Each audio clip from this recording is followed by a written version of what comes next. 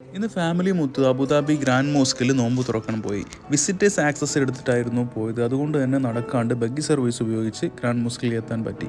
Evening സമയമായതുകൊണ്ടും നല്ല ഇളം തണുപ്പുള്ള ഒരു അന്തരീക്ഷമായതുകൊണ്ടും തന്നെ അബുദാബി ഗ്രാൻഡ് മോസ്കിൻ്റെ ആ ഒരു ഭംഗി നല്ല രീതിയിൽ തന്നെ ആസ്വദിക്കാൻ പറ്റി. ഈ കാണുന്നതാണ് ഇഫ്താർ കാനോൻ, അതായത് നമ്മൾ പീരങ്കി എന്നൊക്കെ പറയില്ലേ, അതായത് അറബ് രാജ്യങ്ങളിൽ വളരെ കാലമായിട്ട് നിലനിർത്തുന്ന ഒരു പാരമ്പര്യമാണ്. ബാങ്കിൻ്റെ സമയം സൂചിപ്പിക്കാൻ വേണ്ടിയിട്ട് ഈ ഒരു പീരങ്കി ഒരു സിംഗിൾ ഷോട്ട് ഫയർ ചെയ്യും. അതാണ് ബാങ്ക് കൊടുക്കുന്ന സമയം. എന്തായാലും വളരെ നല്ലൊരു ആംബിയൻസ് ആണ് നമുക്ക് ഈ ഒരു ഗ്രാൻഡ് മോസ്കിൽ വന്നു കഴിഞ്ഞാൽ കിട്ടുന്നത്. പ്രത്യേകിച്ച് ഇഫ്താർ സമയത്തൊക്കെ എന്ന് പറഞ്ഞു കഴിഞ്ഞാൽ വളരെ വെൽ പ്രിപ്പയർഡ് ആയിരിക്കും ഈ ഒരു ഗവൺമെൻറ് എന്ന് പറഞ്ഞു കഴിഞ്ഞാൽ. 30,000-ൽ കൂടുതൽ ആളുകൾക്കാണ് ഇഫ്താറിന് വേണ്ടിയിട്ട് ഭക്ഷണം ഒരുക്കുന്നത്. അതിൽ ഫാമിലിക്ക് വേണ്ടിയിട്ട് ഒരു സെക്ഷൻ, അതേപോലെ ബാച്ചിലേഴ്സിന് വേണ്ടിയിട്ട് വേറെ സെക്ഷൻ, ഇങ്ങനെയൊക്കെ തരംതിരിച്ചിട്ടാണ് ഈ ഒരു സജ്ജീകരണം ഇവിടെ ഒരുക്കിയിട്ടുണ്ടാവുക.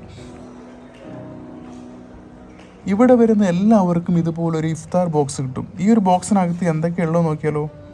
അടിപൊളി ഒരു ചിക്കൻ ബിരിയാണി ഉണ്ട്, അതുപോലെ ഒരു ആപ്പിൾ ഉണ്ട്, ഒരു ബനാന ഉണ്ട്, ഒരു ആപ്പിൾ ജ്യൂസ് ഉണ്ട്, അതേപോലെ ഒരു ചെറിയ ബോട്ടിൽ ലബാനുണ്ട്, പിന്നെ ഒരു വെജിറ്റബിൾ കുറുമ, അതേപോലെ ഒരു സാലഡ്, പിന്നെ ഉള്ളത് ഒരു ചെറിയ പാക്കറ്റിൽ മനോഹരമായിട്ടൊരു പാക്ക് ചെയ്ത ഒരു ഡേറ്റ്സിൻ്റെ ഒരു ചെറിയ പാക്കറ്റാണുള്ളത്.